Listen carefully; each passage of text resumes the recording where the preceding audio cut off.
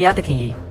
ဒီလူဟာတယောက်ယောက်ကဒီလူကိုတတ်တော့မယ်ဆိုတာကိုရုတ်တရက်ရိပ်မိသွားခဲ့တယ်သူအဲ့ဒါကိုမြင်လိုက်ရတော့ကိုပြင်ဆင်ပြီးလူသက်သမားရောက်လာမှကိုစောင့်ဆိုင်နေခဲ့တယ်ထို့နောက်သူဟာလူသက်သမားစီကိုဓာတ်နဲ့တိတိကျကျပြစ်ထည့်လိုက်ရလူသက်သမားဟာပွဲချင်းပြီးတေးဆုံးသွားခဲ့ပါတယ်လူတွေကအရာအလုံးစက္ကန့်ပိုင်းတွင်ဖြစ်ပျက်သွားတာကြောင့်ဒီလူကိုပဲလူသက်သမားလို့ထင်ပြီးဝိုင်းဖမ်းကြသလိုသူကိုယ်တိုင်လည်းတုံလုံးချောက်ချသွားခဲ့ပါတယ်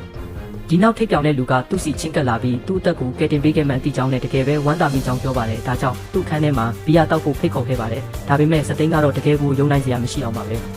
ညဘက်မှာထိုလူဟာထိပ်ပြောင်တဲ့လူရဲ့အခန်းကိုရောက်ရှိလာပြီးထိပ်ပြောင်တဲ့လူကသူ့အတွက်တောက်เสียမှုပေးခဲ့ပါတယ်ထို့နောက်ငါတို့တယောက်နဲ့တယောက်တောင်မသိကြပဲမင်းကအသက်ကိုဘာလို့ကယ်ခဲ့တာလဲလို့မေးလိုက်ပါတယ်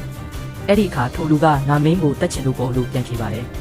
ထိပ်ပြောင်တဲ့လူကသူနောက်နေတယ်လို့ထင်သွားခဲ့တာပါဟုတ်ပါတယ်တင်ကြားတာမမှားပါဘူးထိုလူကငါကိုယ်တိုင်မင်းကိုတက်ချင်တာကြောင့်တခြားသူဘယ်သူမှမင်းကိုငါတက်လို့မရဘူးလို့ပြောလိုက်ပြီးရုတ်တရက်သူ့ကိုဆွဲကင်တာစက္ကန့်ပိုင်းတွင်တက်ပစ်လိုက်ပါတယ်အတန်ငယ်ကံမကောင်းစွာနဲ့ပဲအဲ့ဒီအချိန်မှာပဲအတန်ကြားလို့လူအချို့ကစစ်ဆေးဖို့ရောက်ရှိလာကြပါတယ်ဒါပေမဲ့ထိုလူကသူတို့ကိုတားဆီးလိုက်ပြီးအတွင်းထဲကိုမဝင်ကြပါနဲ့ခေါင်းဆောင်ဆူတောင်းနေပါတယ်လို့ပြောလိုက်ပါတယ်ဒါပေမဲ့တကယ်လက်တွေ့မှာတော့အထက်မှာရှိနေတာဟာဝိညာဉ်မရှိတော့တဲ့ရုပ်အလောင်းတက်တက်ပဲဖြစ်ပါတော့တယ်